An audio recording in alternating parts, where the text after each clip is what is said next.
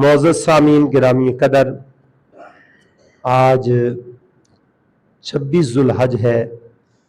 27 یا 28 ذوالحج کو امیر المومنین خلیفہ دوم مراد رسول جناب حضرت سیدنا عمر فاروق عمر ابن خطاب رضی اللہ تعالیٰ عنہ آپ نماز فجر پڑھا رہے تھے۔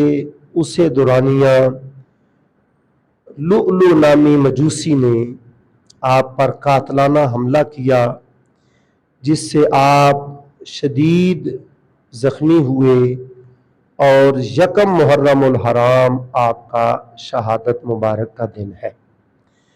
اس پر محدثین فرماتے ہیں اسلامی مہینوں میں سے جو آخری مہینہ ذوالحج کا ہے، آخری ایام میں بھی آپ کا خون جو ہے وہ بہا، اور 1 محرم الحرام کو بھی، یعنی آخری دن اور پہلے دن اسلامی مہینوں میں سے اس کی آب یاری آپ کے خون سے، آپ کے خون شہادت سے ہوئی ہے۔ اسلام کا ایک اپنا طرز عمل ہے، یہ قربانیاں مانگتا ہے۔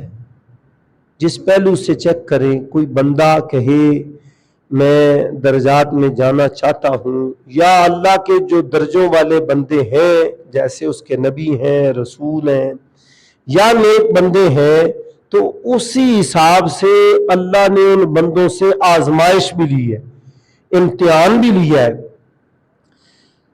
قربانیاں پیش کی ہیں، جس میں سب سے زیادہ سمجھنے کے لیے آسان قاعدہ کلیہ ہے کہ حضرت سیدنا ابراہیم خلیل اللہ علی نبینا علیہ الصلوۃ والتسلیم نے کتنی قربانیاں پیش کی۔ الغرض 120 یا 40 سال کی عمر میں بیٹا ملے، اور وہ بھی نبی اور حسین جمیل ہو، حسن کا پیکر ہو، وہ بھی جب چلنے پھرنے کے قابل ہو تو اللہ حکم فرما دے ذبح کر دو، آپ گریزہ نہ کریں، اسے بھی ذبح کرنے کے لیے تیار ہو جائے، تو پتہ چلا ان کی قربانی کے بعد ایک بہت بڑی چیز جو ہے وہ سامنے آنے والی تھی، اور وہ کیا تھا؟ وہ اللہ کا حرم تھا۔ جب اس قربانی میں آپ ثابت قدم رہے، قربانی کر گزرے، اللہ نے ایک بہت بڑی چیز کو ظاہر فرمایا، وہ جو آدم علیہ نبینا علیہ الصلوۃ والتسلیم نے تعمیر فرمایا، نوح علیہ نبینا علیہ السلام کے دور میں طوفان آیا، وہ منہدم ہو گیا، شہید ہو گیا، سارا بنیادیں بھی ختم ہو گئی۔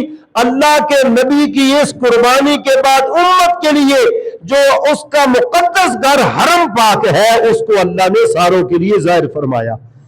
تو پتہ چلا قربانیوں کا سلسلہ اللہ نے اسلام میں رکھا ہے۔ ان قربانیوں کے بعد پھر درجات جو ہے وہ سامنے آتے ہیں۔ تو عمر فاروق رضی اللہ تعالیٰ عنہ جتنی جلیل القدر شخصیت تھیں، اللہ سبحانہ وتعالیٰ نے ان سے اسی حساب سے امتحان دیا، بلکہ آپ شہادت سے قبل ہی دعا مانگا کرتے تھے، اللہم ارزقنی شہادتاً فی سبیلک واجعل موتی فی بلد رسولک صلی اللہ علیہ وآلہ وسلم۔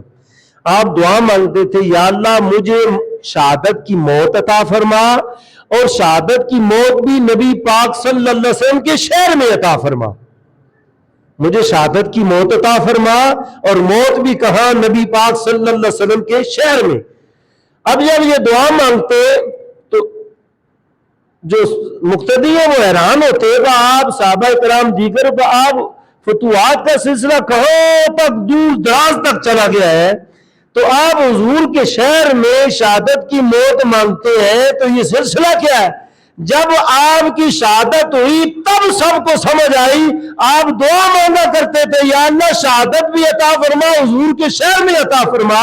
تو جب اس مجوسی نے آپ پر حملہ کیا، اس کی وجہ سے جب آپ شہید ہوئے، سب کو خبر ہوئی کہ عمر فاروق پاک کی دعا تو اللہ کی بارگاہ میں مقبول تھی، دعا تو اللہ کی بارگاہ میں مقبول تھی۔ اور شہادت ایک بہت بڑا درجہ ہے جو صحابہ کرام رضوان اللہ علیہم اجمعین اس کو اللہ کی بارگاہ سے مانگتے رہے۔ سیدنا عمر ابن خطاب رضی اللہ تعالیٰ عنہ، عمر فاروق رضی اللہ تعالیٰ عنہ وہ جلیل القدر صحابی ہیں جن کے بارے میں حضور صلی اللہ علیہ وآلہ وسلم نے فضائل اور کمالات بیان فرمائے۔ قرآن پاک کی آیات میں بھی ہے، ابھی میں نے آیا مقدسہ پڑھی، اس میں بھی ترتیب کیا ہے، محمد الرسول اللہ، حضرت محمد صلی اللہ علیہ وآلہ وسلم اللہ کے شانوں والے رسول ہیں، والذین معہ، ان کے ساتھ والے، اشداء علی الکفار، کافروں پر بڑے سخت ہیں، والذین معہ سے مراد جناب حضرت سیدنا ابو بکر صدیق رضی اللہ تعالیٰ عنہ پہلے خلیفہ مراد ہے۔ پھر ساتھ ہی متصل جو آتا ہے اشداء علی الکفار، کافروں پر بڑے سخت، اس سے دوسرے خلیفہ مراد جناب حضرت سیدنا عمر فاروق رضی اللہ تعالیٰ عنہ ہے۔ پھر آگے تیسرے نمبر پر فرمایا گا رحماء بینہم، آپس میں بڑے نرم دل، اس سے مراد محدثین مفسرین نے لکھا کون ہے، اس سے مراد جناب سیدنا عثمان ذو النورین رضی اللہ تعالیٰ عنہ ہے۔ اس آیت میں بھی ترتیب فضیلت کی بیان ہوئی، اور تیسرے خلیفہ اس سے کون ہے، جناب عثمان ذو النورین رضی اللہ تعالیٰ عنہ ہے۔ پھر آگے فرمایا تراہم رکعا سجدا، تو نے دیکھے گا رکوع کرتے ہوئے، سجود کرتے ہوئے، اس سے مراد مفسرین نے لکھا حیدر کرار علی المرتضی شیر خدا کرم اللہ وجہ الکریم ہے، اور آپ چوتھے خلیفہ ہیں۔ اس آیت میں محمد الرسول اللہ صلی اللہ علیہ وسلم کے بعد چوتھے نمبر پر جو فضیلت آئی ہے، اس سے مراد علی المرتضی شیر خدا پاک ہے، اور آپ چوتھے خلیفہ بھی ہیں۔ پھر آگے آتا ہے یبتغون فضلا من اللہ ورضوانا، اور جمیع صحابہ کرام کی خاص نشانی اور خاص فضیلت یہ ہے، وہ اللہ کا فضل بھی چاہتے ہیں، اس کی رضا بھی چاہتے ہیں۔ صحابہ کرام کی زندگی کا ایک طرز عمل ہے، اور وہ کیا ہے، وہ اللہ کی رضا چاہتے ہیں اور اللہ کا فضل چاہتے ہیں۔ تو سارے صحابہ کرام رضوان اللہ علیہم اجمعین اس فضیلت سے اللہ کی بارگاہ سے مشرف ہے کہ یہ فضیلت ان کو حاصل ہے، رب کا فضل بھی اور رب کی رضا بھی، کہ اللہ بارہا مقام پر فرماتا ہے صحابہ کرام رضوان اللہ علیہم اجمعین کی وہ جماعت ہے رضی اللہ عنہم ورضوا عنہ، میں ان سے راضی ہوں یہ مجھ سے راضی ہے، میں ان سے راضی ہوں یہ مجھ سے راضی ہے۔ تو معزز سامعین، کفار کے بارے میں فرمایا گیا عمر فاروق بڑے سخت ہے۔ ویسے صحابہ کرام رضوان اللہ علیہم اجمعین ساروں کا مزاج یہی ہے کہ کفار کے ساتھ سخت ہے، آپس میں نرم دل ہے۔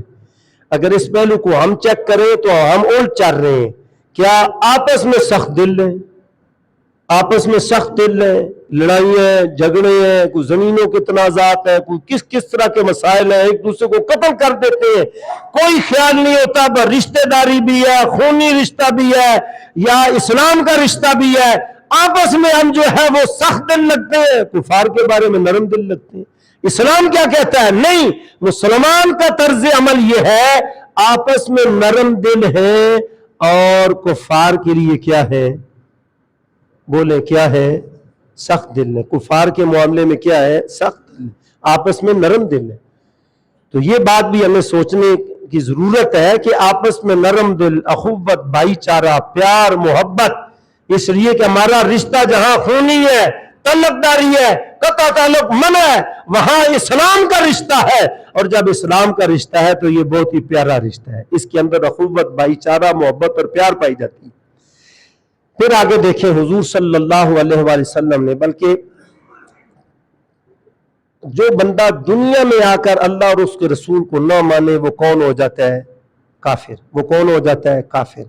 ایک ایسا کافر ہے جس میں جنت میں اللہ اور اس کے رسول کو نہیں مانا، جنت میں، حالانکہ جنت میں تو ماننا چاہیے تھا، وہاں بارے ہی بارے ہے، ایمان ہی ایمان ہے، برکت ہی برکت ہے، نور ہی نور ہے، وہاں ایک بندے نے نہیں مانا، اور قرآن کہتا ہے ابا واستکبر وکان من الکافرین۔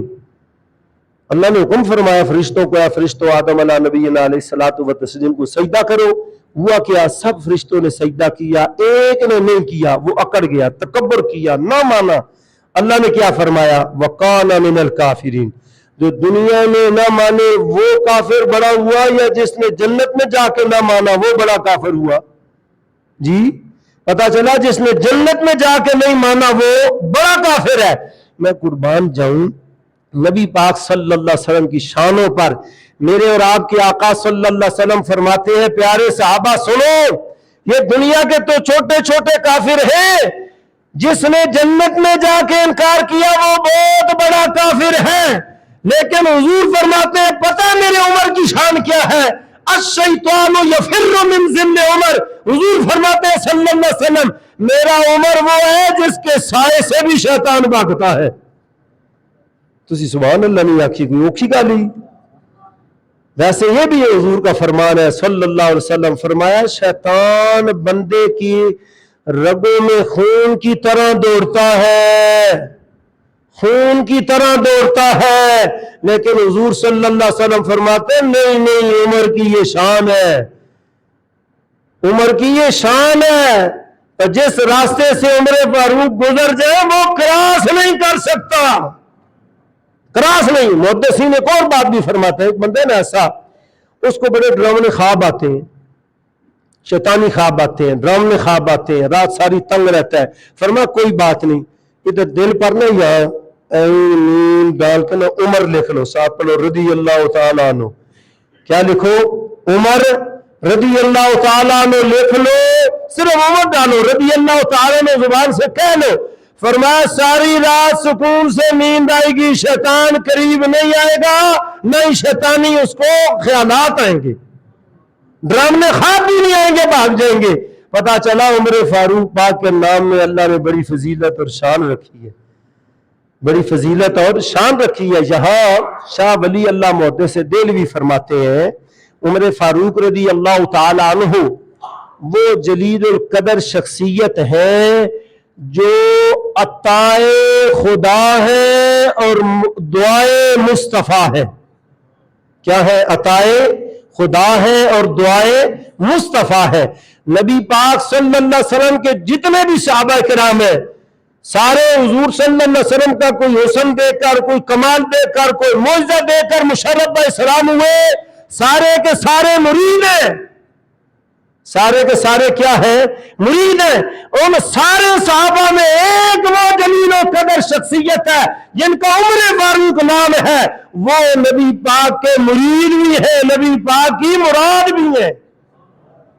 نبی پاک کی کیا ہے؟ مراد بھی ہیں. کہ حضور صلی اللہ علیہ وآلہ وسلم نے اللہ سے مانگ کر لیا. کیا کیا؟ اللہ سے مانگ کر لیا. فرمایا اللہم اعز الاسلام بی ایمان عمر ابن خطاب. حضور صلی اللہ علیہ وسلم دعا مانگتے ہیں یا اللہ اسلام کو عزت دینا چاہتا ہے، عمر ہمیں عطا فرما دے، عمر ہمیں عطا فرما دے. اس سے کیا معنی نکلتا ہے؟ یعنی عمر فاروق رضی اللہ تعالی عنہ اسلام میں داخل ہو جائے اسلام کو عزت مل جاتی ہے.